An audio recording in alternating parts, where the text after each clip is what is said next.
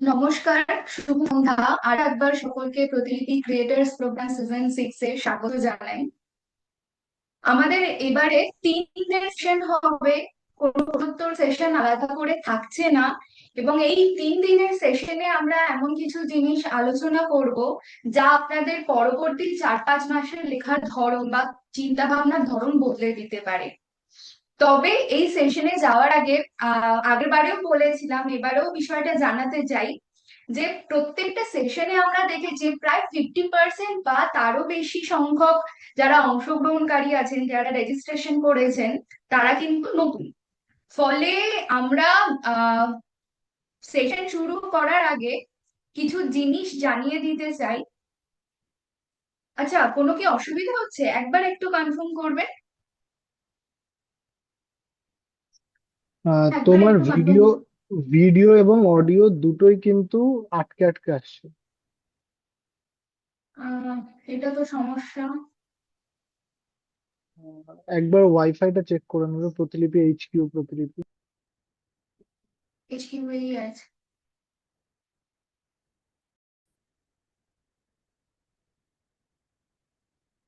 প্রতিলিপি ক্রিয়েটার্স প্রোগ্রামে আজকে আমরা প্রথমে বলবো প্রতিলিপি কি, এই বিষয়টা প্রথমে একটু সংক্ষেপে জানা দরকার, কারণ যারা নতুন আছেন তাদের এই বিষয়টা আহ, তাদের কাছে গুরুত্বপূর্ণ। আহ এবার কি কথা শোনা যাচ্ছে? একবার কনফার্ম করবে, নাহলে আমি মানে আমার ফ্লোতে যেতে পারছি না সঠিকভাবে। ঠিকঠাক আচ্ছা, শোনা যাচ্ছে। ঠিক আছে। তো প্রতিলিপি কি, আপনারা সকলেই প্রতিলিপির কথা জানেন, এবং এটি হচ্ছে গল্প বলার মাধ্যম এবং সেলফ পাবলিশিং প্ল্যাটফর্ম। এখানে কোনো আপনাদের এডিটরের ভরসায় থাকতে হয় না, যেখানে আপনি নিজের ইচ্ছা মতো নিজের সুবিধা মতো গল্প প্রকাশ করতে পারবেন। এবং বিভিন্ন বিষয়ে এমন কোনো বাধ্যবাধকতা নেই যে আপনি একটা নির্দিষ্ট জনরাতে লিখতে পারবেন, অন্য জনরাতে লিখতে পারবেন না। এমন কোনো বাধ্যবাধকতা আপনার কাছে নেই, আপনি বিভিন্ন জনরায় গল্প লিখতে পারবেন। তো এটাই প্রতিলিপি, গল্প বলার মাধ্যম, যেখানে আপনি গল্পের মাধ্যমে পাঠকের সাথে যোগাযোগ করছেন। এটা সেলফ পাবলিশিং প্ল্যাটফর্ম। কোনো রকম কোনো এডিটরের ভূমিকা থাকছে না আপনার লেখা প্রকাশের ক্ষেত্রে। এবং এখানে আপনি বিভিন্ন জনরায় গল্প লিখতে পারছেন, আপনার কোনো বাধা থাকছে না যে আপনাকে নির্দিষ্ট জনরায় লিখতে হবে।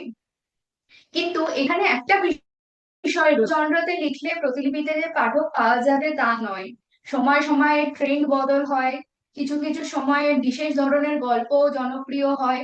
আবার দেখা যায় যে আজকে যে গল্পটা জনপ্রিয় হচ্ছে, আর 6 মাস পরে হয়তো সেই ধরনের গল্প জনপ্রিয় আর হতে পারছে না। এটা কি কারণে হয়? কারণ পাঠকের চাহিদা, পাঠকের রুচি পছন্দ শুধুমাত্র গল্পের জগতে নয়, বিভিন্ন প্রতিলিপিতে লেখালেখি হচ্ছে, এছাড়াও অডিও প্ল্যাটফর্ম রয়েছে, সিরিজ রয়েছে। সেই জায়গাগুলোতেও পাঠক কি ধরনের লেখা পছন্দ করছেন, কি ধরনের সিনেমা তারা দেখছেন, সেই সবকিছুর ওপর ভিত্তি করে কিন্তু এই জনরা বা আপনি কি বিষয়ে লিখলে জনপ্রিয় হতে পারবেন সেটা বদলে যায়। তো আমরা এই যে 3 দিনের সেশনে আমরা শিখবো, আমরা গত 6 মাসে যে ডেটা পেয়েছি তার উপর ভিত্তি করে ট্রেন্ডিং যে জনরাগুলো পেয়েছি, সেগুলো কি, নতুন করে কোন জনরাগুলো মানুষ পড়তে চাইছেন, পাঠক একটানা বড় একটা ধারাবাহিক পড়ে যাবে এমন একটা গল্প কিভাবে লিখবেন, গল্পের ভিজিবিলিটি কিভাবে বাড়াবেন, আপনাদের উপার্জন বৃদ্ধির যে স্ট্র্যাটেজি, যেগুলো নতুন আমরা গত 6 মাসে দেখতে পেয়েছি, প্রতিলিপির এখনকার ট্রেন্ড কি এবং সুযোগ কি পাচ্ছেন, এবং যারা নতুন আছেন তাদের জার্নি, শূন্য অনুসরণকারী থেকে শুরু করে 200 জন অনুসরণকারী, 200 জন অনুসরণকারী থেকে 2000 জন, 2000 জন থেকে 5000 জন অনুসরণকারী পাওয়ার যে জার্নিটা, সেটা কিভাবে আপনার জন্য সহজ হয়ে উঠবে সেটা আমরা আলোচনা করব।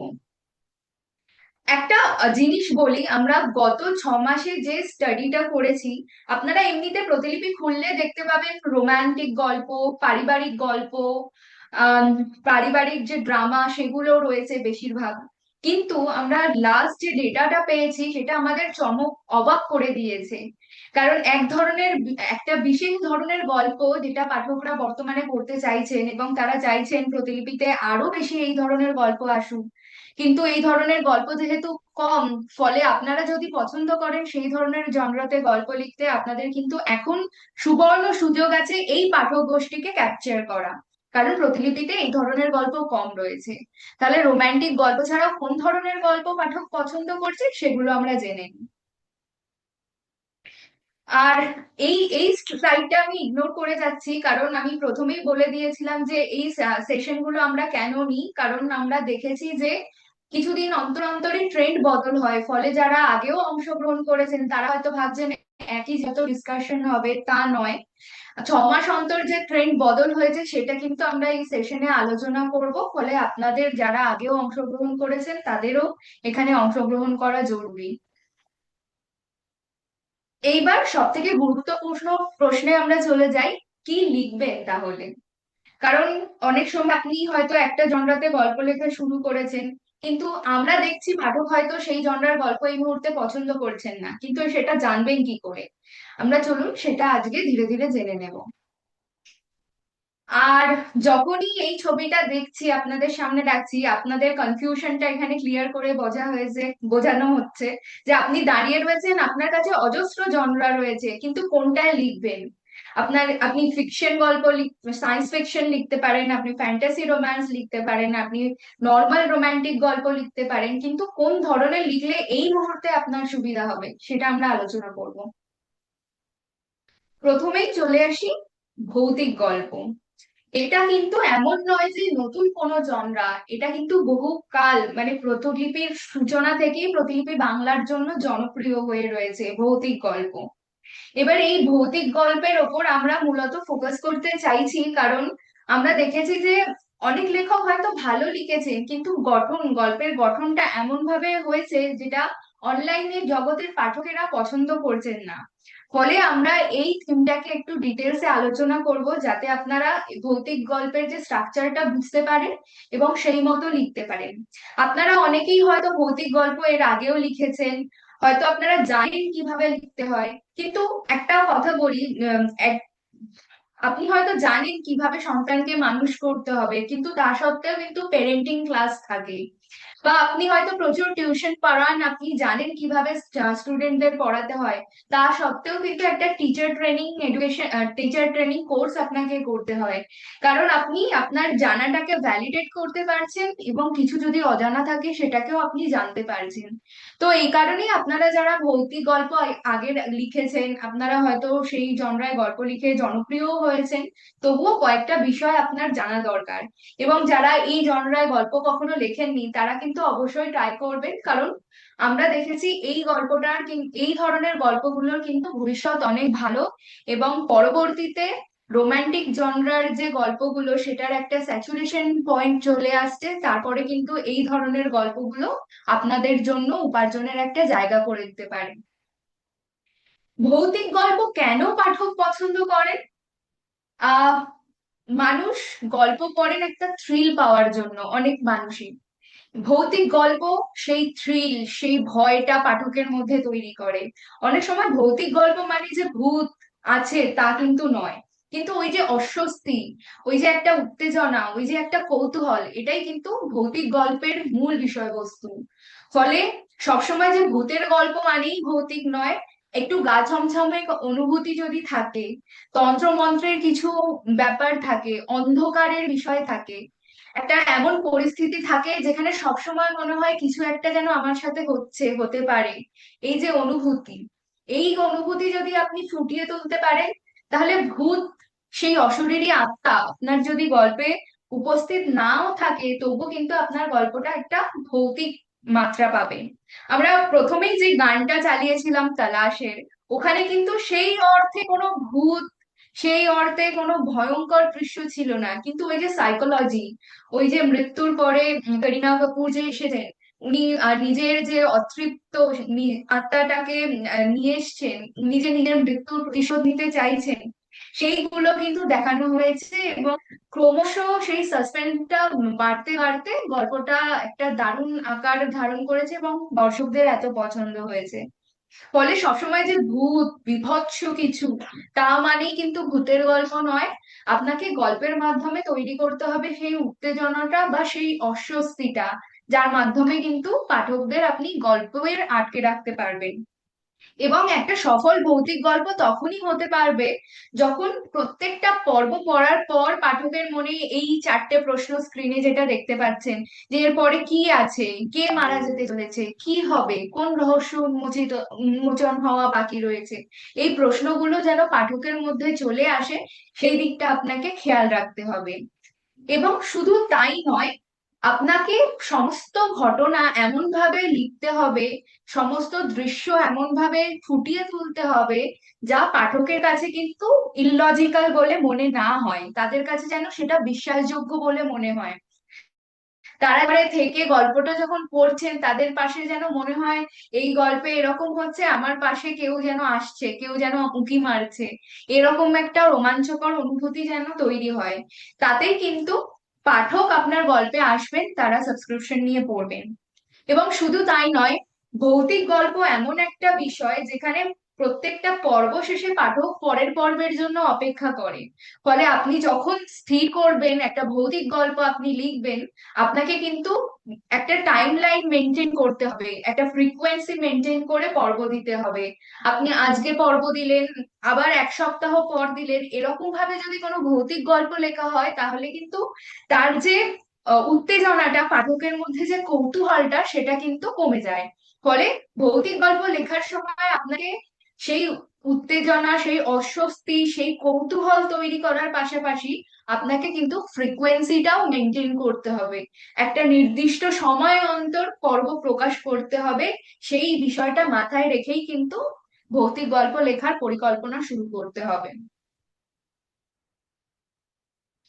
এর পরের স্ক্রিনে আসবো, এটা শুধু ভৌতিক গল্পের ক্ষেত্রে নয়, যত জনরার গল্প লিখুন না কেন, এমনকি রোমান্টিক গল্প লিখুন না কেন, আপনাকে কিন্তু এই জিনিসটা মাথায় রাখতে হবে যে ডিজিটাল মাধ্যমে পাঠক প্রথম একটা দুটো পর্ব পড়ার পরেই সে ডিসাইড করে যে আর পড়বে কি করবে না। ফলে আপনি ভূতের গল্প লিখুন বা যে ধরনেরই গল্প লিখুন না কেন, তার প্রথম দুটো গল্প খুবই ইম্পর্টেন্ট। বিশেষ করে এই ভূত বা থ্রিলার এই ধরনের গল্পের ক্ষেত্রে প্রথম থেকেই সেই আবহটা আপনাকে তৈরি করে নিতে হবে। কারণ আমি এই বিষয়টার উপর জোর দিতে চাইছি, কারণ আমরা সম্প্রতি বেশ কিছু গল্প, ভূতের গল্পই দেখছিলাম, লেখা হয়তো খুব সুন্দর, কিন্তু দেখা যাচ্ছে ভূত বা ওই অস্বস্তিকর অনুভূতিটা তৈরি হচ্ছে চার পাঁচটা পর্ব পরে। মানে পাঠককে ধৈর্য ধরে চার পাঁচটা পর্ব অপেক্ষা করতে হবে, তারপর সে তার কাঙ্ক্ষিত জিনিসটা পাবে। কিন্তু ডিজিটাল জগতে আপনার গল্পটা ছাড়াও কিন্তু লক্ষাধিক গল্প রয়েছে, ফলে তাদের কিন্তু সেকেন্ডও লাগে না একটা গল্প চেঞ্জ করে অন্য গল্পে চলে যেতে। এই কারণেই প্রথম প্রথম প্রথম দুটো পর্ব কিন্তু আপনার জন্য খুব ইম্পর্টেন্ট। আবহ তৈরি করতে হবে এই প্রথম দুটো পর্বে। এখানে কি বলা হয়েছে, গল্পের শুরুতেই রহস্যের অবতারণা করতে হবে। আমি একটা উদাহরণ দিচ্ছি, কিছুদিন আগেই একটা অডিও স্টোরি আমি শুনছিলাম, জলঙ্গির অন্ধকারে, হিমাদ্রি কিশোর দাশগুপ্তের লেখা। গল্পটা শুরু হয়েছিল যে আম, গাড়ি করে তিন বন্ধু যাচ্ছে, অন্ধকার হয়ে এসছে, একটা জায়গায় একটা শ্মশান, শ্মশানে একটা গাছ আছে, গাছে কিছু বাদুড় রয়েছে। তিনটে উপাদানের কথা ভাবুন, শ্মশান, অন্ধকার, বাদুড়। এই তিনটে জিনিস থাকলে কিন্তু একটা আবহাওয়া তৈরি হয়ে যায়। গল্পের কথা আমি আহ একটা উদাহরণ নিলাম, এবার যদি একটা সিনেমার উদাহরণ নিই, বিখ্যাত সিনেমা ভুল ভুলাইয়া।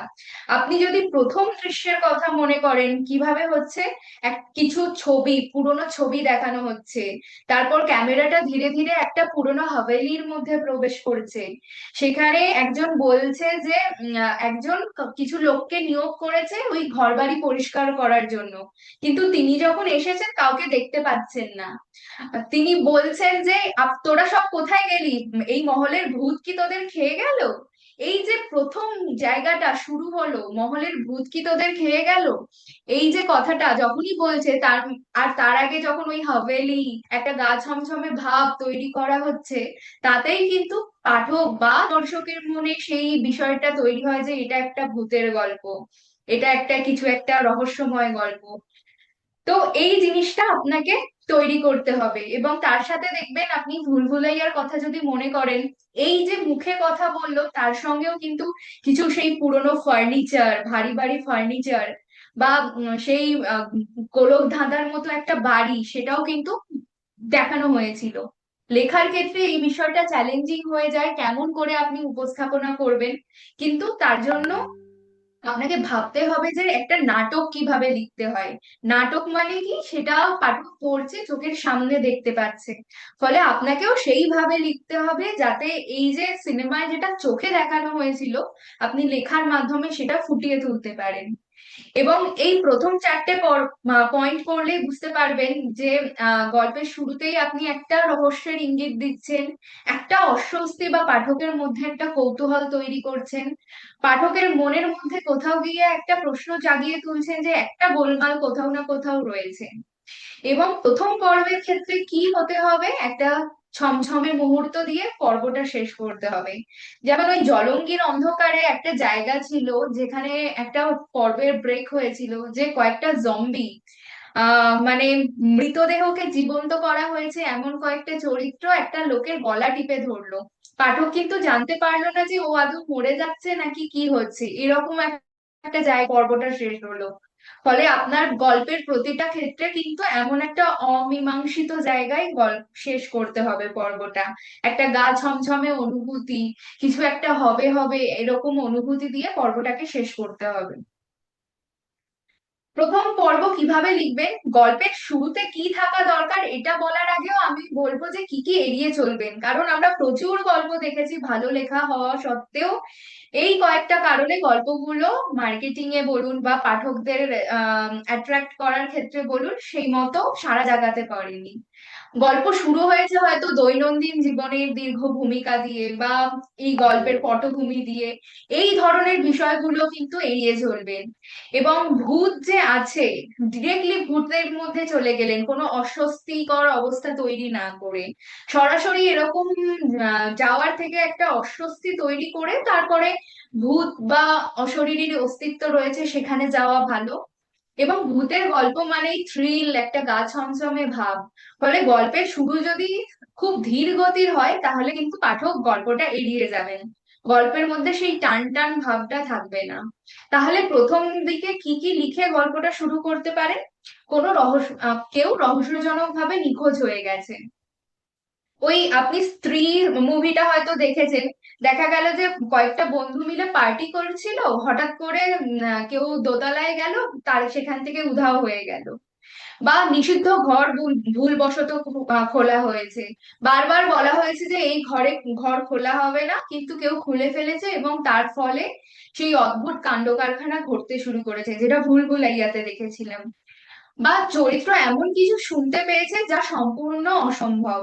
হয়তো তিনি দেখছেন যে কেউ কথা বলছে, যে কেউ হয়তো মারা গেছে, তার হয়তো গলার আওয়াজ সে শুনতে পাচ্ছে, বা সে এমন কিছু দেখতে পাচ্ছে, তার মধ্যে এমন একটা ক্ষমতা চলে এসেছে যে ফিল করতে পারছে অন্যদের থেকে বেশি। ফলে এই ধরনের এই অবস্থা দিয়ে যদি গল্প শুরু করা যায় সেটা ইন্টারেস্টিং হতে পারে। এবং বেশ ভালো, বেশ ইন্টারেস্টিং, এবং প্রতিলিপিতে বেশ এই জনপ্রিয় এই থিমটা, যে কোনো পুজো পদ্ধতিতে ভুল হলো এবং সেই তান্ত্রিক আচারে ভুল হওয়ার কারণে একটা ভয়ঙ্কর বিপর্যয় নেমে এলো। প্রথম পর্বেই যদি আপনি এরকম একটা অবস্থা দিয়ে শুরু করেন, সেটাই কিন্তু পাঠকের জন্য ইন্টারেস্টিং লাগতে পারে। কোনো মৃত ব্যক্তিকে জীবিত দেখতে পাওয়া, একটা প্রতিলিপিতেই বেশ ইন্টারেস্টিং একটা গল্প আমরা দেখেছিলাম, যেখানে একজন মৃত মানুষ রাত্রেবেলা হাঁটছে, তাকে একজন দেখতে পেয়ে বলছে, দেখতে পেয়ে চমকে উঠেছে।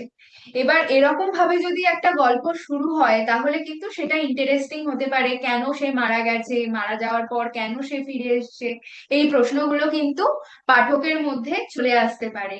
এবং বহু প্রচলিত কোনো নিয়ম যেটা ভেঙে ফেলা হচ্ছে। স্ত্রী সেই মুভিতে দেখানো হয়েছিল যে কোনো একটা অমাবস্যার দিন বা কোন দিন আহ বাড়ির ঘরের পুরুষেরা বাড়ির বাইরে যাবে না, কিন্তু কেউ বেরোলেই তার বিপদ হচ্ছে। বা কোনো বাইরে হয়তো কোনো আউটসাইডার টুরিস্ট সেই জায়গায় এসছে, তাদেরকে বলা হয়েছে আপনারা এই কাজটা করবেন না, কিন্তু তারা সেই কাজটা করেছে, সেই নিয়মটা ভেঙেছে। ফলে কোনো একটা সমস্যার সূত্রপাত হয়েছে। ফলে এইভাবে যদি আপনি গল্পটা শুরু করেন ইন্টারেস্টিং হতে পারে। এখানে একটা উদাহরণ দেওয়া হয়েছে, উদাহরণে যাচ্ছি না কারণ বলার সময় প্রচুর উদাহরণ দিয়েছি। ইম্পর্টেন্ট যে গল্পের শুরুতেই কিন্তু আপনাকে সাসপেন্স তৈরি করতে হবে, ভয়ের পরিবেশ তৈরি করতে হবে এবং পাঠকের কৌতূহল জাগিয়ে তুলতে হবে, তবেই কিন্তু আপনার ভৌতিক গল্পটা ভবিষ্যতেও পাঠকের জন্য জনপ্রিয়, ভবিষ্যতেও পাঠকের কাছে খুব ইন্টারেস্টিং হতে পারে। এবার ভৌতিক গল্পের চরিত্ররা খুব ইম্পর্টেন্ট। কেন চরিত্ররা ইম্পর্টেন্ট? কারণ পাঠকেরা, প্রতিলিপির পাঠকেরা চরিত্রদের নিয়ে বেশি কল্পনা করতে ভালোবাসে। এই এই যে একটা ভৌতিক গল্প তারা পড়ছেন, তার প্রভাব সেই চরিত্রদের ওপর কিভাবে পড়লো তারা কিন্তু সেটা দেখতে ভালোবাসেন। কয়েকটা পরিবর্তনের উদাহরণ দেওয়া হলো, যে একজন হয়তো খুব ভীতু ছিল, কিন্তু সে সেই ভৌতিক জায়গায় আটকে পড়েছে, যখন সে দেখছে যে তাকে আর বাঁচানোর কেউ নেই, তখন সে ভয় কাটিয়ে উঠছে, সে সাহসী হয়ে উঠছে। এই যে চরিত্রের পরিবর্তন হচ্ছে, মানসিক পরিবর্তন হচ্ছে, এটা কিন্তু পাঠকেরা বেশ এনজয় করে। বা হয়তো কোনো সুপার ন্যাচারাল কোন শক্তিতে কেউ বিশ্বাস করতো না, ঈশ্বরে বিশ্বাস করতো না, কোনো একটা অদ্ভুত তন্ত্রমন্ত্রে বা আচারে বিশ্বাস করতো না, কিন্তু এমন ঘটনার মধ্যে দিয়ে সেই গল্প জুড়ে গেল যে গল্পের শেষে সে একজন বিশ্বাসী হয়ে উঠলেন। কেউ একজন হয়তো ট্রমাটাইজ ব্যক্তি, সে অতীতের মুখোমুখি হচ্ছে এবং একটা স্বাভাবিক জীবনযাপন লাভ করছে। একটা উদাহরণ দিই, হয়তো দুই বন্ধু কোথাও একটা ঘুরতে গিয়েছিল, দুজনেই বিপদের মধ্যে পড়ে। একটা বন্ধু হয়তো নিজেকে বাঁচাতে অন্য বন্ধুকে ফেলে ওখানে চলে আসে। সে হয়তো, সেই যে বন্ধুটাকে ফেলে এলো সে হয়তো সেখানে মারা গেছে। পরবর্তীতে সে যখন ফিরে এসছে তার মধ্যে আত্মগ্লানি তৈরি হচ্ছে যে আমি আমার বন্ধুকে ওখানে ফেলে এলাম।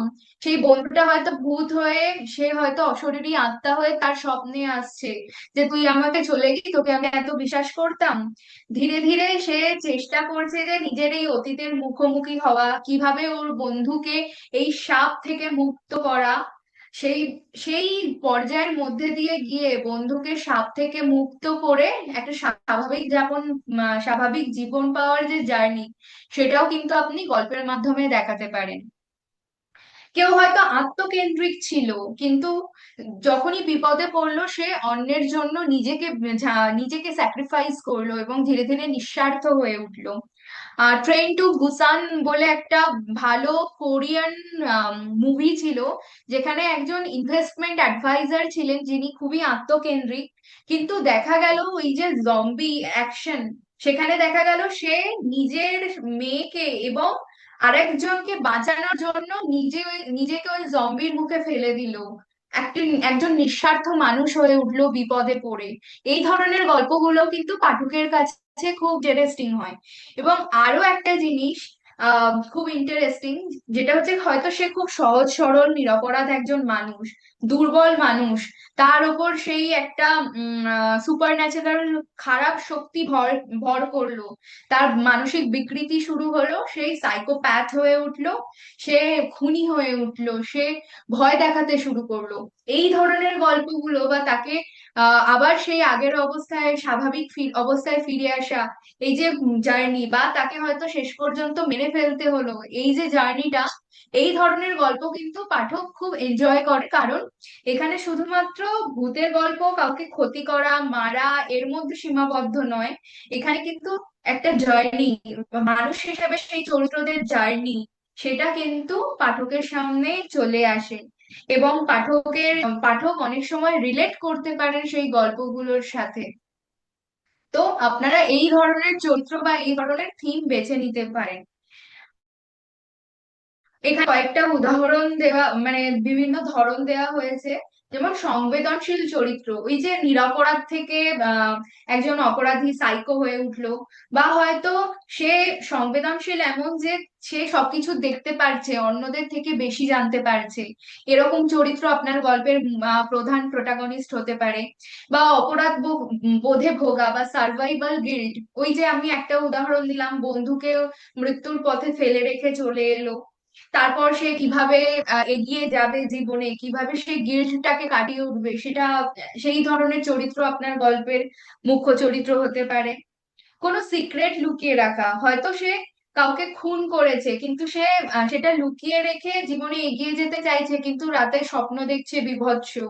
এই যে এই ধরনের মানুষের গল্পও আপনার এই ধরনের মানুষও কিন্তু আপনার গল্পের মুখ্য চরিত্র হতে পারে। বা সরাসরি ভয়ের কারণের সঙ্গে যুক্ত ব্যক্তি, অরুন্ধতী বা এই ধরনের মুভিতে আপনি দেখবেন যে ওই মানুষটার পুনর্জন্ম হচ্ছে, এবং ওই মানুষটার জন্যই কিন্তু অশরীরী আত্মারও পুনর্জন্ম হচ্ছে। ফলে সরাসরি ভয়ের কারণের সাথে কোনো যুক্ত ব্যক্তি আপনার গল্পের প্রধান চরিত্র হতে পারে, এবং একটা ইন্টারেস্টিং অপরিচিত জায়গায় আসা বাইরের কোনো চরিত্র, কোনো গ্রামে বা কয়েকজন বন্ধু মিলে কোনো ভৌতিক হাভেলিতে গেল, রাত কাটানোর কথা ভাবলো, বা গ্রামে গেল, গ্রামের প্রচলিত নিয়ম মানলো না, মানে আউটসাইডাররা ওই গ্রামে গিয়ে ওখানকার নিয়ম ভেঙে কিছু একটা করছে। তো এই ধরনের, তারপর একে একে হয়তো তাদের হত্যা করা হচ্ছে, লাস্টে গিয়ে হয়তো একদমই যে মুখ্য চরিত্র রয়েছে তিনি বাঁচবেন। এরকম ভাবে কিন্তু গল্পটা হতে পারে। এবং ভূতের গল্পের ক্ষেত্রে আপনাকে কি বিষয়টা মাথায় রাখতে হবে, এটা কিন্তু আহ প্রেমের গল্পের ক্ষেত্রে কি হয় বা রোমান্টিক গল্পের ক্ষেত্রে কি হয়, আপনি হয়তো সেই দিনকে কিছু ইন্টারেস্টিং ভাবতে পারছেন না, একটা নর্মাল রোমান্টিক সিন দিয়ে বা একটা পারিবারিক ঘটনা কথোপকথন দিয়ে পর্বটা সাবমিট করে দিলেন। কিন্তু ভূতের গল্পের ক্ষেত্রে কিন্তু এই জিনিসটা হবে না। আপনাকে প্রত্যেকটা পর্ব ভেবে চিন্তে আপনাকে লিখতে হবে। কারণ এই ধরনের গল্পের ক্ষেত্রে কিভাবে শুরু হয়, একটা রহস্যময় ঘটনা আপনি প্রথমে লিখলেন, তারপরে ছোট ছোট কিছু ভয়ের ঘটনা ঘটছে, যার ফলে কিছু ব্যাখ্যাতীত আহ, ঘটনা পাঠক দেখতে পাচ্ছেন, ধীরে ধীরে ভয় বৃদ্ধি পাচ্ছে এবং তার সাথে মানসিক চাপও বৃদ্ধি পাচ্ছে। এর থেকে কোনো বড় রহস্য প্রকাশিত হচ্ছে, কিছু ক্লু মিলছে, এবং তারপরের একটা স্টেপ এমন জায়গায় আসে যেখানে তারা হয়তো কিছুই করতে পারবে না, একে একে তাদের বন্ধুরা মারা যাচ্ছে, একে একে গ্রামবাসীরা নিহত হচ্ছে। মুখ্য চরিত্র হয়তো বুঝতে পারছে না যে আর কি করবে, মানসিক ভাবে সে ভেঙে পড়ছে, এবং তারপরেই সেই ক্লাইম্যাক্সের জায়গা আসছে যেখানে একটা চূড়ান্ত লড়াই, যে লড়াইয়ে হয় সে বেঁচে থাকবে, গ্রামবাসীকে বাঁচাবে, অথবা সে পরাজিত হবে, মৃত্যুবরণ করবে, এবং সেখানে ভৌতিক শক্তি বা যে অশরীরী শক্তি সে জয়লাভ করবে। তো এই ধরনের একটা পর্যায়ের মধ্যে দিয়ে ভূতের গল্প যায়। ফলে আপনি বুঝতেই পারছেন প্রত্যেকটা পর্ব কতটা পরিকল্পনা করে লিখতে হবে। এবং আগে যেটা বলেছিলাম যে এই ধরনের গল্পে যেহেতু একটা পাঠক পরের পর্বের জন্য ক্রমাগত অপেক্ষা করে, আপনি যদি মাঝে একটা বড় গ্যাপ দেন, সেই সাসপেন্স, সেই কৌতূহলটা কিন্তু নষ্ট হয়ে যায়। ফলে ভূতের গল্প লিখতে গেলে আপনাকে প্রতি পর্ব ভেবেচিন্তে লেখার পাশাপাশি আপনাকে নিয়ম মেনে পর্বগুলো প্রকাশ করতে হবে। আহ একটি আদর্শ ভৌতিক গল্পের গঠন, এটা যদিও আমি কথা বলার সাথে সাথেও বলেছিলাম, তবুও একবার আপনাকে বলে দিই যে প্রত্যেক পর্ব উত্তেজনা দিয়ে শেষ করতে হবে। পর্বগুলো 900 থেকে 1000 বা 1100 শব্দের মধ্যে রাখবেন, যাতে পাঠক পড়া শুরু করলে একটা পর্বে কৌতূহল দিয়ে শেষ হলো, আবার তিনি পর্বটা আনলক করলেন, পরের পর্বটা পড়ে আরো একটা পর্ব আনলক করলেন।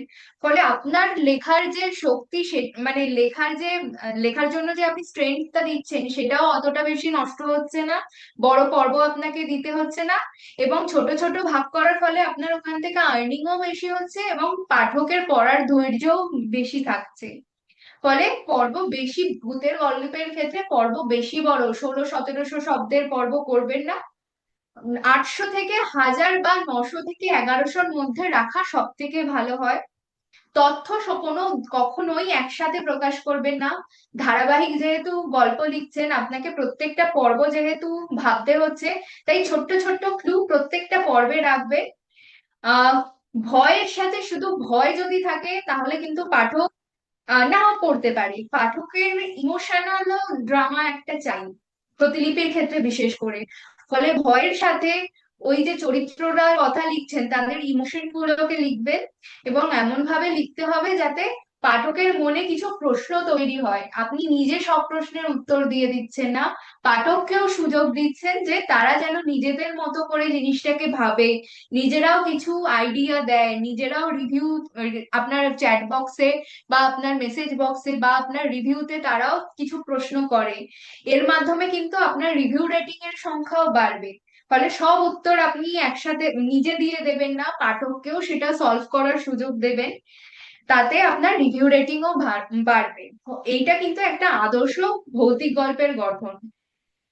এবং প্রত্যেকটা পর্ব শেষ করবেন কিভাবে? অবশ্যই একটা প্রশ্ন দিয়ে, অবশ্যই একটা শকিং ঘটনা দিয়ে, এমন কিছু দিয়ে যেটা হিন্টস দেবে পরের পর্বে কি হতে চলেছে, কিন্তু পুরোপুরি সেটা বলবেও না। এইভাবে আপনাকে কিন্তু পর্ব শেষ করতে হবে। এবং কয়েকটা জিনিস আপনাকে অবশ্যই ভাবা দরকার যে একটি ভৌতিক গল্প আপনি কি করবেন না। আহ এড়িয়ে চলবেন একই দৃশ্যের রিপিটেশন। একই দৃশ্য যখনই আপনি বারবার দেখাবেন, গল্পের কিন্তু প্লট এগোচ্ছে না, একই জায়গায় গোল গোল হয়ে ঘুরছে। ফলে একই দৃশ্য বারবার দেখাবেন না। কোনো যুক্তি ছাড়া অপোজিট যে শক্তি আছে তাকে কিন্তু শক্তিশালী করে তুলবেন না। সবে যাতে পাঠকের মধ্যে এই আশাটা থাকে যে আমার গল্পের যে মুখ্য চরিত্র রয়েছে তাদের মধ্যেও কিন্তু ক্ষমতা আছে যে ভূতকে পরাজিত করতে পারে বা সেই শক্তিকে পরাজিত করতে পারে। একটা ভারসাম্য আপনাকে কিন্তু বজায় রাখতে হবে। গল্পের শুরুতে অনেক বেশি চরিত্রের ব্যবহার করবেন না। এটা শুধুমাত্র ভূতের গল্প নয়, সব ধরনের গল্পের ক্ষেত্রেই প্রযোজ্য। প্রথম দিকে যদি আপনি এক গাদা চরিত্র আনেন, তাহলে কিন্তু পাঠক ধীরে ধীরে খেই হারিয়ে ফেলবে। ফলে অল্প অল্প করে চরিত্র আনবেন এবং গল্পের জন্য গুরুত্বপূর্ণ এমনই চরিত্র আনবেন। শুধুমাত্র পর্ব বাড়ানোর জন্য ভূতের গল্পের ক্ষেত্রে অ্যাটলিস্ট অতিরিক্ত চরিত্র আনবেন না। এবং কোনো ঘটনার সাথে সাথে ব্যাখ্যা করবেন না, ক্লু দেবেন কিন্তু ব্যাখ্যা করবেন হয়তো কয়েকটা পর্বের পরে। ক্লু দিলে পাঠকরা সেটা নিয়ে গেস করবে, ফলে আপনার রিভিউও বাড়বে। আর আরেকটা জিনিস দেখা যায় যে অনেকে হয়তো ভূতের গল্প লিখতে একটু হেজিটেট করেন, তাদের কাছে হয়তো আইডিয়া কম থাকে। সেক্ষেত্রে অনেক ক্ষেত্রে দেখা যায় কোনো বিখ্যাত গল্পের কোনো দৃশ্য তারা নিজেদের গল্পে লিখেছেন। এই জিনিসটা এড়িয়ে চলবেন। আপনি নিজে যেটাকে ভয় পান সেই অনুভূতিটাকে যদি আপনি ফুটিয়ে তোলেন, সেটা কিন্তু পাঠকের জন্যও ভালো হবে, পাঠকও কিন্তু এটাকে এনজয় করবে। কোনো কিছুর নকল করে কিন্তু ভূতের গল্প এগিয়ে চলতে পারবে না। এবং শুধু ভূত নয়, পাঠক কিন্তু ইমোশনাল জায়গাকেও পছন্দ করে। এই যে কোনো ট্রেন টু বুসানে ওই একটা দৃশ্য ছিল যেখানে হাজবেন্ড তার ওয়াইফকে রক্ষা করার জন্য নিজেকে জম্বিদের কবলে দিয়ে দিল। এর ফলে পাঠকের মধ্যে যে একটা কষ্ট তৈরি হবে, একটা ইমোশনাল ঘটনা সেখানে চলে আসছে। ফলে শুধু ভূত নয়, ভয় নয়, অস্বস্তি নয়, তার সঙ্গে কিছু ইমোশনাল ঘটনা ভূতের গল্পে থাকবে। এবং ভারতের ক্ষেত্রে যে গল্পগুলো ভালো কাজ করে ভারতীয় গল্প সাহিত্যের ক্ষেত্রে, বাইরের গল্পে আপনারা ড্রাকুলা, জম্বি এই টার্ম গুলো বেশি শুনবেন। ভারতীয় গল্পের ক্ষেত্রে কিন্তু এরাও রয়েছে, কিন্তু অন্য রূপে। মানে ওই জলঙ্গির অন্ধকারে গল্পটা কিন্তু জম্বিদের নিয়ে লেখা, কিন্তু ওখানে কোথাও ডিরেক্টলি জম্বি কথাটা নেই। সেখানে তন্ত্র মন্ত্র, শ্মশান, এই বিষয়গুলো, সাধনা, এই বিষয়গুলোকে কিন্তু আনা হয়েছে। ফলে জম্বির কনসেপ্ট নেওয়া হয়েছে, কিন্তু তার সাথে ভারতীয় উপাদানও রয়েছে। এই জিনিসটা বা ভ্যাম্পায়ারের ক্ষেত্রেও আপনি ভ্যাম্পায়ারের লিখছেন, কিন্তু ডিরেক্টলি ভ্যাম্পায়ার বিষয়টা, সেই বাদুড় বিষয়টা না এনে এমন ভাবে করলেন যে সেই মৃত ব্যক্তিকে জাগিয়ে তোলা হলো, কবর থেকে জাগিয়ে তোলা হলো। এই বিষয়গুলো মানে আপনার গল্পে থাকতে পারে জম্বি বা ড্রাকুলা, এরা থাকতেই পারে, কিন্তু তার সঙ্গে তন্ত্র মন্ত্র, কুসংস্কার, আচার আচরণ, এই বিভিন্ন আচার অনুষ্ঠান, এগুলো কিন্তু আপনি যুক্ত করে দিলে সেগুলো অনেকটাই ভারতীয় টাচ পায় এবং আরো ভালো হয়ে, মানে পাঠকদের জন্য আরো রিলেটেবল হয়ে ওঠে। প্রতিলিপিতে এই কয়েকটা ধরনের গল্প বেশ জনপ্রিয় হয়েছে। ব্ল্যাক ম্যাজিকের গল্প, পূর্বপুরুষদের কোনো রহস্য, তারা হয়তো অতীতে কোনো কিছু করেছিল যার ফলাফল বর্তমান প্রজন্মকে ভোগ করতে হচ্ছে। গ্রামের কোনো কুসংস্কার, তার ফলে হয়তো কাউকে ডাইনি সন্দেহে মারা হলো বা কিছু করা হলো। এই ধরনের যে গল্পগুলো ভালো চলে, তারপরে সেটা কিভাবে কাটিয়ে ওঠা হলো।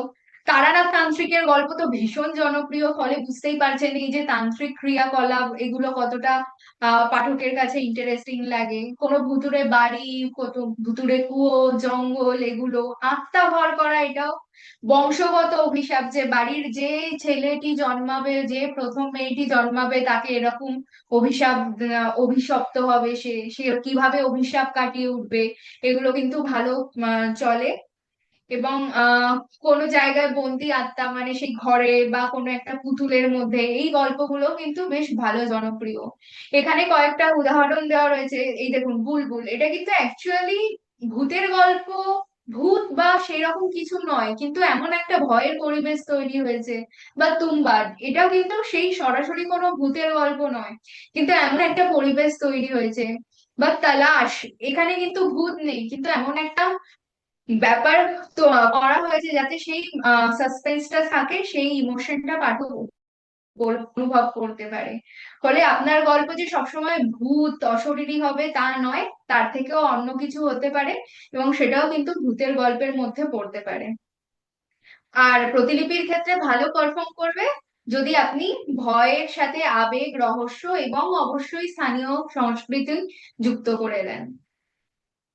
এখানে দেওয়া রয়েছে যে প্রতিলিপি স্পেশাল ভৌতিক গল্প কিভাবে লিখবেন, এটা আমি আর বিস্তারিত ব্যাখ্যা করছি না, কারণ এর আগে এই পয়েন্ট গুলোই বারবার বলা হয়েছে।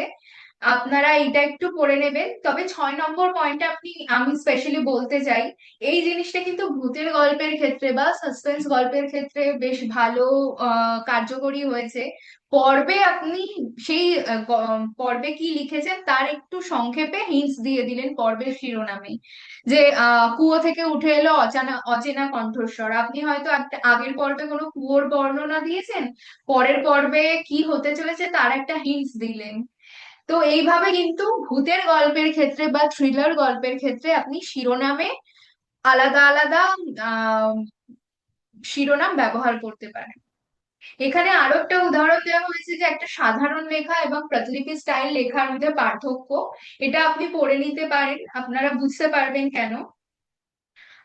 প্রতিলিপি স্টাইল গল্পের ক্ষেত্রে কি হয়, শুরুতেই একটা হুক থাকে, যেটা সব ধরনের গল্প, শুধু ভূতের গল্প নয়, সব ধরনের গল্পের ক্ষেত্রেই প্রযোজ্য। শুরুতেই আপনি প্রথম পর্বেই আপনি বুঝিয়ে দিচ্ছেন যে গল্পটা কি ধরনের তৈরি হচ্ছে, সেই আবহটা তৈরি করছেন। ভূত গল্পের ক্ষেত্রে আবহ কি হতে পারে, শ্মশান, অন্ধকার রাত, বাদুড়, পুরনো প্রাসাদ, পুরনো বাড়ি, জঙ্গল। তো শুরুতেই আপনি এভাবে কৌতূহল তৈরি করছেন, রহস্যর মাধ্যমে বুঝিয়ে দিচ্ছেন কি হতে পারে, এবং চরিত্রদেরও এমন ভাবে করছেন যাতে পাঠক তাদের সাথে কানেক্ট করতে পারে। এবং প্রত্যেকটা পর্বের শেষে অবশ্যই ক্লিফ হ্যাঙ্গার রাখতে হবে যাতে পাঠক পরের পর্ব আনলক করার জন্য অপেক্ষা করে থাকে। ভূতের গল্প তো গেল, এরপর আরো একটা জনরা যেটা পাঠকদের খুব পছন্দ, এবং প্রতিলিপিতে এই মুহূর্তে এই ধরনের গল্পগুলোর ভীষণ চাহিদা রয়েছে। ফলে আপনারা যারা গল্পগুলো লিখছেন বা ভবিষ্যতে লেখার কথা ভাবছেন তাদের জন্য এটা সুবর্ণ সুযোগ, সেটা হচ্ছে ক্রাইম থ্রিলার গল্প লেখা। থ্রিলার গল্পগুলো ভীষণ জনপ্রিয় হয়, এবং থ্রিলার মানে প্রতিলিপির ক্ষেত্রে থ্রিল রয়েছে তা নয়, তার সঙ্গে ইমোশনাল দিকও ভৌতিক গল্পের ক্ষেত্রে যেমন বললাম, যে শুধু ভয় নয়, ইমোশন, আবেগও থাকবে। ক্রাইম থ্রিলারের ক্ষেত্রেও শুধু ভূত নয়, শুধু ক্রাইম নয়, ক্রাইমের সেটাকে ক্রাইম করেছে তাকে ধরা বা তাকে শাস্তি দেওয়া নয়, তার সঙ্গে এই ক্রাইমের সাথে যুক্ত যে চরিত্ররা, তাদের যে ইমোশন, সেগুলোকেও কিন্তু লেখা হয়। ক্রাইম থ্রিলার মানেই বুঝতে পারছেন যে একটা কিছু হবে, একটা খারাপ কিছু হবে, যা যেটাকে তদন্ত করা হবে, বা অপরাধীকে ধরা হবে, বা অপরাধীকে ধরা হয়ে থাকলেও তাকে শাস্তি দেওয়ার যে প্রসেসটা সেটা চলবে। ক্রাইম থ্রিলারের এটাই মুখ্য বিষয়বস্তু। এবং পাঠকদের কেন ভালো লাগে এই ধরনের গল্পগুলো কারণ পাঠক এটা গল্প পড়ার সাথে সাথে লেখকের সাথে নিজেরাও কিন্তু এক একটা গোয়েন্দা চরিত্র হয়ে যান, তারাও নিজেরা ভাবতে থাকেন যে কে করেছে, কেন করেছে, কিভাবে করেছে, এই প্রশ্নগুলো তাদের মনে আসে এবং তারা নিজেরাও কিন্তু ভাবতে থাকেন। আমি কয়েকটা জিনিস বলি কেন এই ধরনের গল্পগুলো খুব জনপ্রিয়। আহ, আপনি ধরুন, একটা সিরিজ রয়েছে, আমি সম্প্রতি দেখেছি এই সিরিজটা 24 বলে। মানে একটা দিনের 24 ঘন্টা, সেই 24 ঘন্টার মধ্যে একটা চরিত্র তারা কি কি করেছে, আহ সেইটাকে ব্যাখ্যা করা রয়েছে। এবং গল্পের দুটো ভাগ রয়েছে, একটা হচ্ছে প্রধানমন্ত্রী এবং তার বাড়ির লোকেরা এবং তার অ্যাসোসিয়েটসরা এই প্রধানমন্ত্রীকে অ্যাসাসাইন করার চেষ্টা হচ্ছে, এবং অন্যদিকে রয়েছে অ্যান্টি টেররিস্ট স্কোয়াড, যারা এই অ্যাসাসিনেশনকে রোকার চেষ্টা করছে। 24 ঘন্টার মধ্যে তারা কি কি করবে সেটা দেখানো হচ্ছে। এবার চরিত্রগুলোকে এমন ভাবে করা রয়েছে যাতে সবাইকেই পাঠক সন্দেহ, দর্শক সন্দেহ করতে থাকে। তারা প্রত্যেকেই নিজেদের মতো গবেষণা শুরু করে যে এই চরিত্রটা কি ভিলেন হতে পারে, এই চরিত্রটা কি ভালো হতে পারে, এই চরিত্রকে কি ভুলভাবে ফাঁসানো হচ্ছে। ফলে থ্রিলার গল্পগুলো এমন হওয়া উচিত যাতে শুধু লেখক নয়, পাঠকও সাথে সাথে নানা প্রশ্নের উত্তর খোঁজার চেষ্টা করে যান। আহ এক্ষেত্রেও প্রথম পর্বগুলো খুবই ইম্পর্টেন্ট। কিভাবে গল্প শুরু করবেন, কোনো একটা ক্রাইমের ঘটনা দিয়ে। কেউ হয়তো কোনো একটা খুন হলো, কেউ একজন হারিয়ে গেল, কোনো একটা রেকর্ডিং পাওয়া গেল যে হয়তো প্লেন হাইজ্যাক হবে বা কিছু হবে। বা গল্পের যে মুখ্য চরিত্র সে হয়তো কোনো পুলিশ সাংবাদিক কিছুই নয়, সে হয়তো রাস্তা দিয়ে যাচ্ছিল, কোনো একটা খুনের দৃশ্য বা কোনো একটা ভয়ঙ্কর ষড়যন্ত্র হচ্ছে, সেই ঘটনাটা শুনে ফেললো। এইরকম ভাবে কিন্তু গল্পটা শুরু করতে হবে। এবং কি এড়িয়ে যাবেন, অতিরিক্ত টেকনিক্যাল ডিটেলস এড়িয়ে যাবেন। পুলিশি জেরা, এক পর্ব জুড়ে হয়তো জেরা চলছে, এরকম গুলো, এরকম ঘটনা এড়িয়ে যাবেন। এবং ভৌতিক গল্পের ক্ষেত্রেও যেটা বারবার বললাম, যে ধীর গতির সূচনা নয়, পটভূমি অতিরিক্ত লেখা নয়, একদম সরাসরি হুক পয়েন্ট, একদম সরাসরি আপনি ঘটনায় চলে গেলেন। এটা কিন্তু থ্রিলারের ক্ষেত্রেও আপনাকে করতে হবে। এবং আরো একটা জিনিস, থ্রিলার গল্পের ক্ষেত্রেও কিন্তু আপনাকে নিয়মানুবর্তিতা বজায় রাখতে হবে, না হলেই তো গল্পের যে উত্তেজনাটা সেটা কমে যায়। এবং তাহলেই কিন্তু থ্রিলার গল্পে পাঠক ধীরে ধীরে কমতে শুরু করে।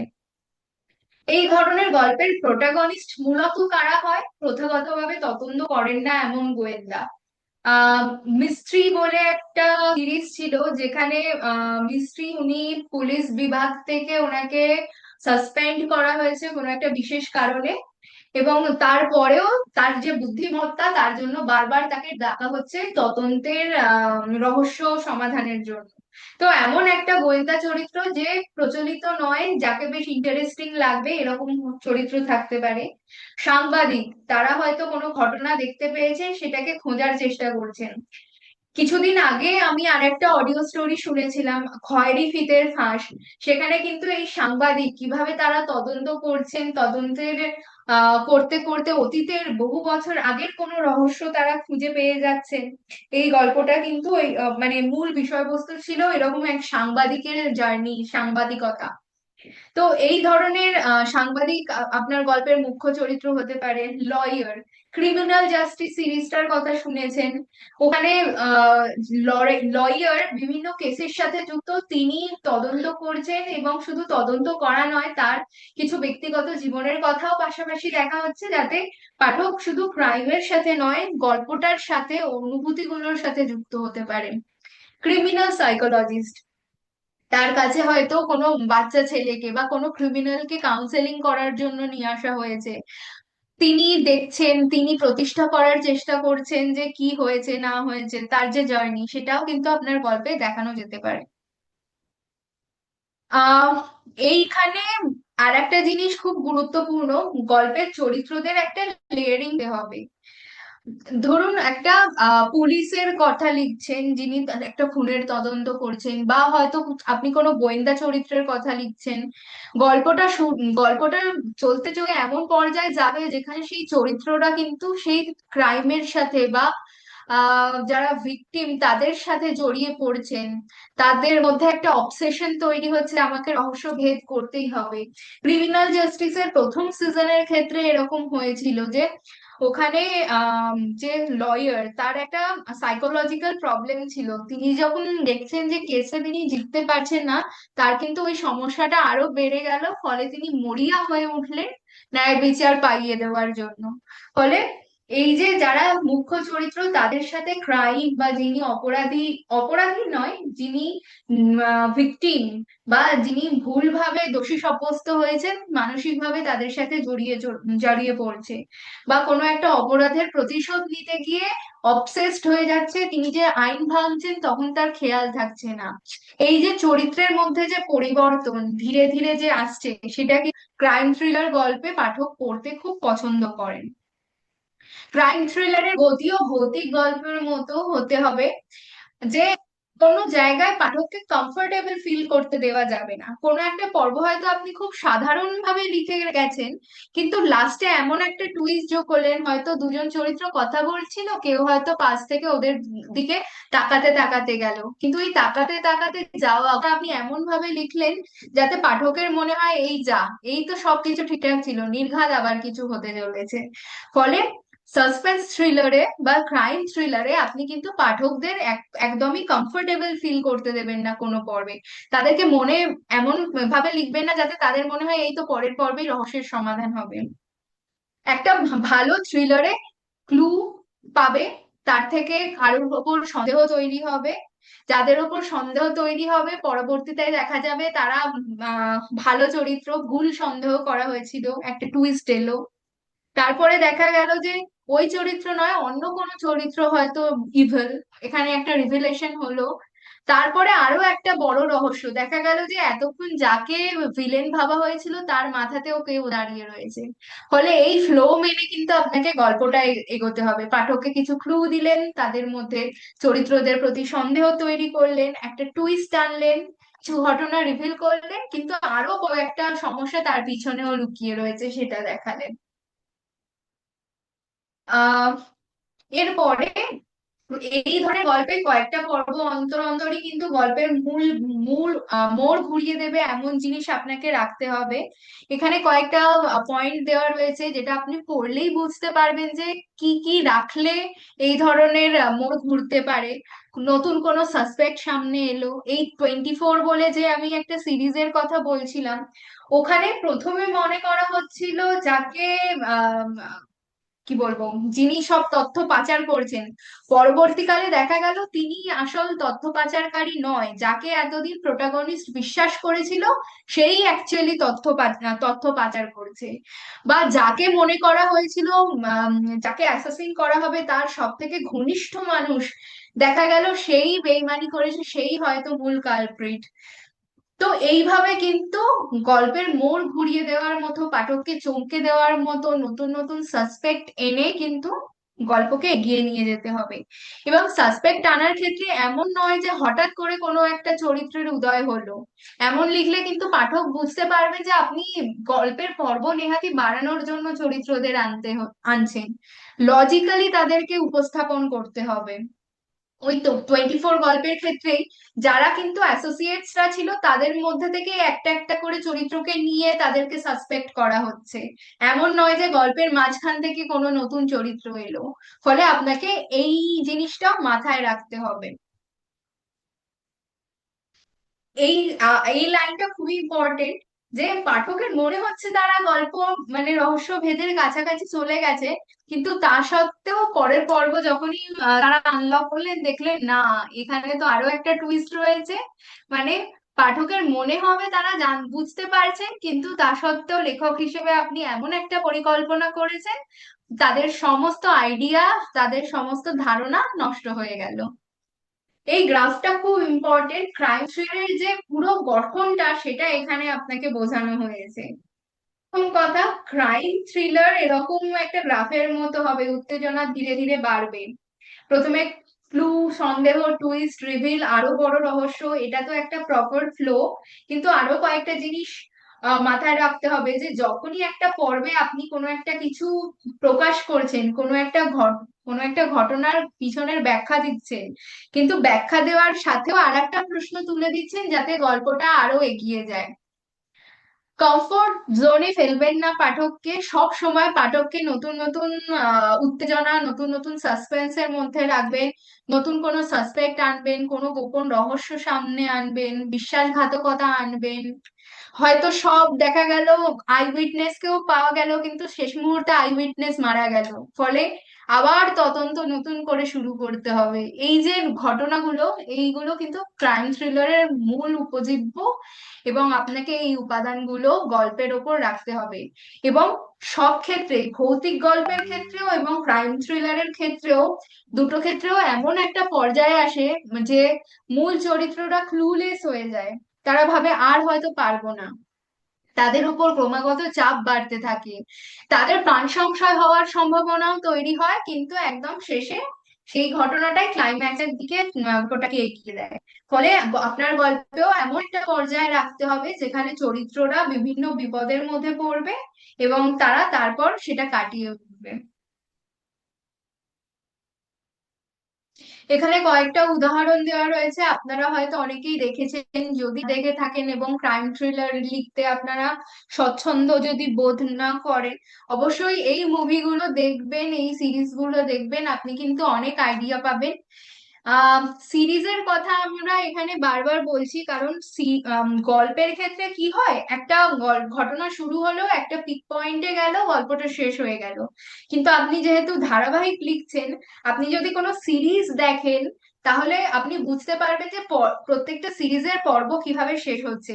ফলে আপনিও কিন্তু আপনার পর্বগুলোর স্ট্রাকচার গঠন করার আইডিয়া পাবেন। ফলে গল্পের বইয়ের থেকে সিরিজ গুলো কিন্তু আপনার জন্য ধারাবাহিক গল্প লেখার ক্ষেত্রে ইম্পর্টেন্ট হয়ে উঠতে পারে। ক্রিমিনাল জাস্টিস খুব ভালো সিরিজ, দিল্লি ক্রাইম রয়েছে, এটাও খুব ভালো সিরিজ, এগুলো আপনারা দেখতে পারেন। দারুণ আইডিয়া পাবেন পুলিশের যে পদ্ধতি, বিচার ব্যবস্থা যে চলছে, বা লয়াররা কিভাবে লড়াই করছে। বা বাংলার ক্ষেত্রে যদি বলি, কাঁটায় কাঁটায় সিরিজ রয়েছে, এইগুলো যদি পড়েন, বা এখন প্রচুর থ্রিলার গল্প অ্যাভেলেবেল রয়েছে অনলাইন মাধ্যমে, সেগুলো আপনি শুনতে পারেন, তারপর লিখতে পারেন। আপনি দেখবেন আমরা যে যা আলোচনা করলাম ওই গল্পগুলোই কিন্তু মূলত তাই রয়েছে, সেখানে প্রকাশিত হয়েছে, এখানে আমরা থিওরিটা তার ব্যাখ্যা করলাম। আর প্রতিলিপিতে কোন ধরনের গল্প বেশ ভালো চলে? ফ্যামিলির কোনো রহস্য, হয়তো পরিবারের কোনো একটা ঘটনা ঘটেছে সেটা নিয়ে, মাফিয়াদের রহস্য, সিরিয়াল কিলিং প্রতিলিপিতে ভালো চলে। পলিটিক্যাল থ্রিলার ভালো চলে, সাইকোলজিক্যাল থ্রিলার ভালো চলে, ক্রোধ, রিভেঞ্জ, এটাও কিন্তু ভালো চলে। বা আরো আর একটা জিনিস বলি, কোনো একজন সাধারণ মানুষ বিপদে পড়লো, তার থেকে কিভাবে সে কাটিয়ে উঠবে বিপদটাকে, এই ধরনের গল্পগুলো কিন্তু প্রতিলিপিতে বেশ ভালো চলে। এরপরে আরো একটা অবাক করে দেওয়া জনরা, যেটা আমরা কখনো ভাবিনি যে পাঠক প্রতিলিপিতে পড়তে অ্যাটলিস্ট ভালোবাসেন, কিন্তু সেটাও দেখা গিয়েছে এই মুহূর্তে ভীষণ জনপ্রিয় এবং পাঠকদের মধ্যে চাহিদা প্রচুর বাড়ছে। ফলে আপনি যদি এই ধরনের গল্প লিখতে ভালোবাসেন, আপনার কাছে সুবর্ণ সুযোগ সায়েন্স ফিকশন বা ফিউচারিস্টিক ফিকশন গল্পগুলো লেখা, যা এই মুহূর্তে দাঁড়িয়ে ভবিষ্যতের কথা বলছে। সত্যজিৎ রায়ের প্রচুর গল্প রয়েছে, প্রফেসর শঙ্কু তো বিশ্ববিখ্যাত, আপনারা জানেন। এছাড়াও কিছু গল্প, অবিনাশ যে সত্যজিৎ রায়ের গল্প, ওখানে রোবটের কথা বলা হয়েছে। এখন রোবটটা কমন, কিন্তু সেই সময়ে দাঁড়িয়ে সত্যজিৎ রায় উনি যা সৃষ্টি করেছেন সেটা একবার ভেবে দেখুন। ফলে সায়েন্স ফিকশন এমন একটা জিনিস যেটা ভবিষ্যতে কি হতে পারছে তার একটা আইডিয়া করা হচ্ছে। বা কালকি যে মুভিটা, সেটা একটা ডেস্টোপিয়ান, ধ্বংসের পরবর্তী সময়ে কি হচ্ছে, এরকম প্রচুর গল্প অডিওতেও রয়েছে, আপনারা শুনতে পারেন, কিন্তু এই গল্পগুলো কিন্তু প্রতিলিপিতেও জনপ্রিয় হচ্ছে। আর এই গল্পগুলো কখন পাঠকের খুব ভালো হয়, যখন তারা মানে অনুভব করতে পারে যে এমন কি সত্যি হচ্ছে, এমন কি সত্যি হয়। যখন আপনি এভাবে গল্পটাকে প্রেজেন্ট করতে পারবেন, তখন কিন্তু সেটা পাঠকের জন্য আরো উপাদেয় হয়ে উঠবে। এবং আরো একটা জিনিস, ফিউচারিস্টিক আইডিয়ার সাথে সাথে মানুষের সার্ভাইভাল বা টিকে থাকার লড়াই, এই ধরনের গল্পগুলো কিন্তু বেশ জনপ্রিয় হয়।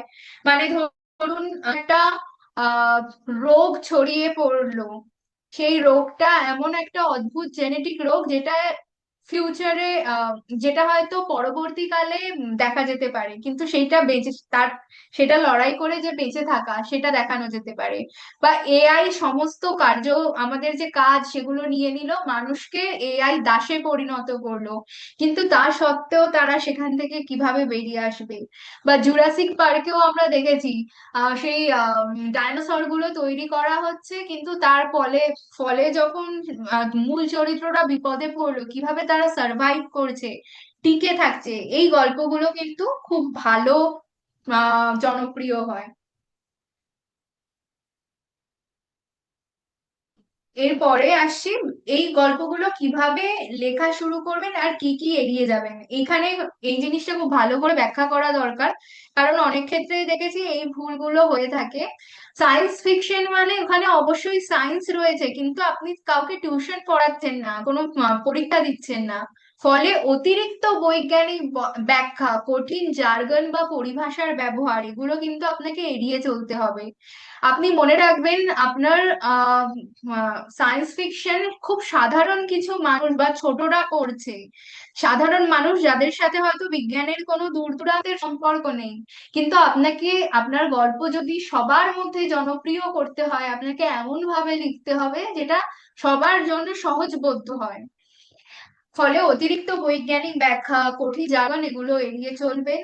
গল্পের মূল সমস্যা শুরু হওয়ার আগে ধীর গতির ভাবও আপনাকে এড়িয়ে চলতে হবে। এটা এর আগের দুটো জনরা যেটা আলোচনা করা হলো সেটার মতনই।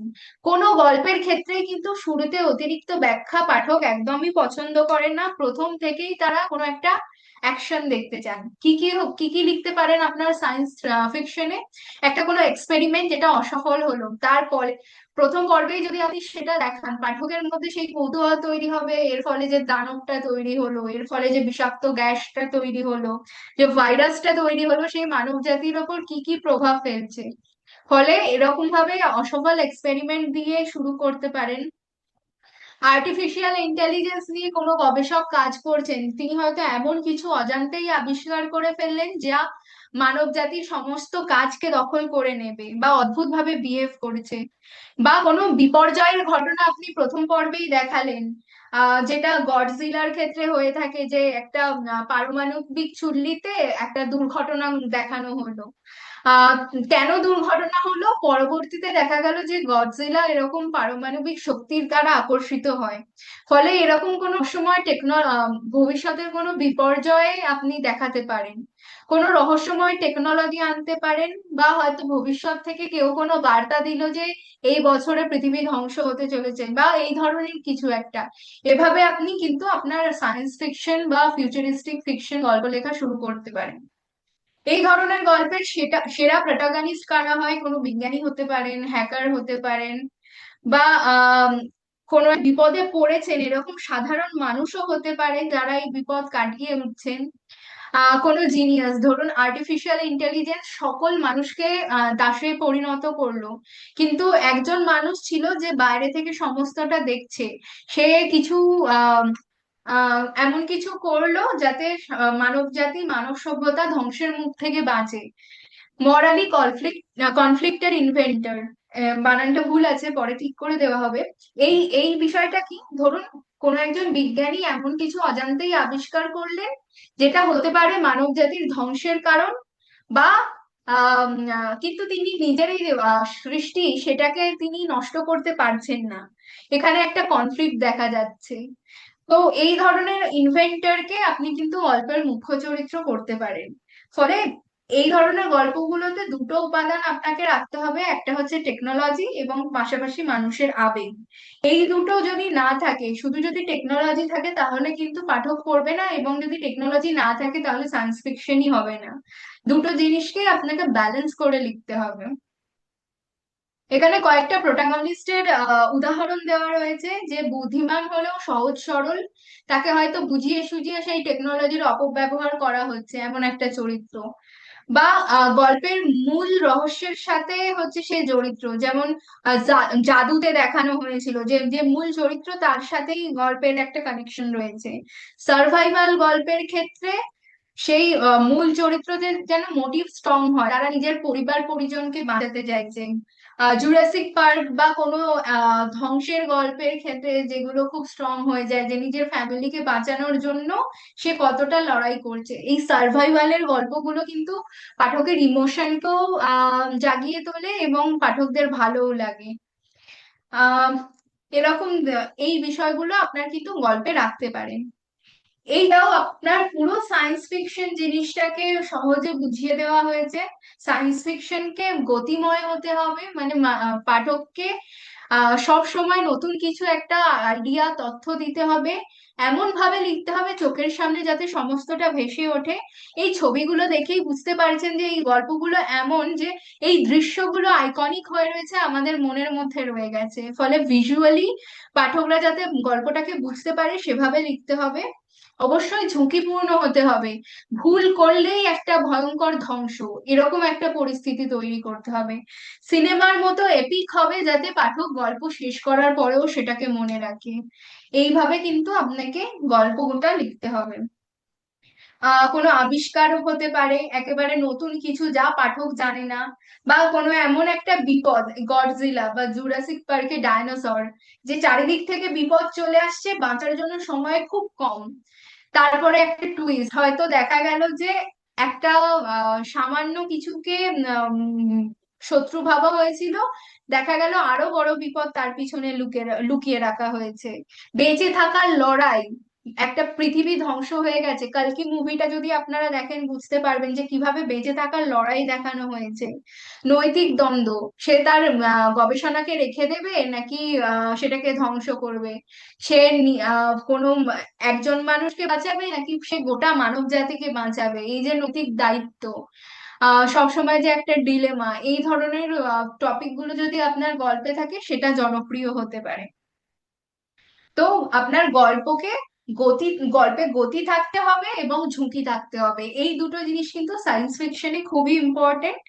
ঝুঁকি থাকলেই পাঠকের মধ্যে গল্প পড়ার ওই আগ্রহটা বাড়বে, কারণ পাঠক সবসময় চায় তাদের পছন্দের যে হিরো সে সমস্ত বিপদ কাটিয়ে উঠে জয়লাভ করুক, বা সমস্ত রহস্য তিনি ভেদ করে উঠতে পারুন। প্রতিলিপি স্টাইলের যে সায়েন্স ফিকশন সেগুলো কিভাবে লিখবেন, সেখানে এই টপিক গুলো থাকতে হবে, future technology, AI, space, time travel, এগুলো নিয়ে আপনি লিখতে পারেন। গল্পের জগৎ আমাদের এই সাধারণ জগৎ থেকে আলাদা, কিন্তু সেটা বিশ্বাসযোগ্য হতে হবে, এবং এই রুলস গুলো সহজ সরল ভাবে এমন ভাবে প্রেজেন্ট করতে হবে যাতে পাঠক কিন্তু সেটা বুঝতে পারে। ইমোশন সব জায়গাতেই থাকতে হবে, সেটা আপনি ভূতের গল্প বলুন, থ্রিলার বলুন, বা সায়েন্স ফিকশনও বলুন। যদি আপনি একজন গবেষকের গবেষণা নিয়ে লেখেন, তাহলে সে তাকে দেখাতে হবে যে সে তার ফ্যামিলিকে আহ বিপদে ফেলতে পারছে, তার এই অ্যাকশনের জন্য তার ফ্যামিলিও হয়তো বিপদে পড়েছে। এর ফলে এই যে ইমোশনাল জায়গাটা তৈরি হচ্ছে, পাঠক কিন্তু তাতে আরো বেশি ইন্টারেস্ট বোধ করে গল্পটা পড়ার জন্য।